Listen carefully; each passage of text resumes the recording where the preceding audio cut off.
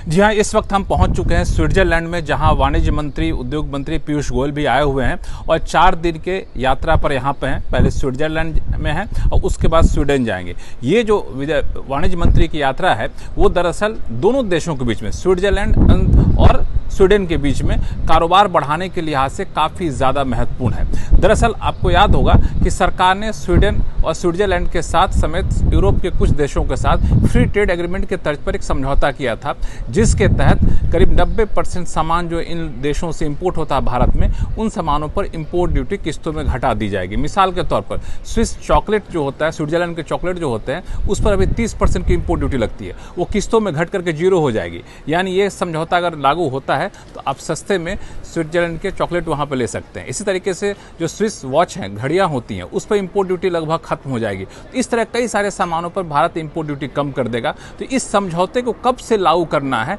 इस पर एक सहमति बनने के आसार है वाणिज्य मंत्री के इस दौरे के दौरान।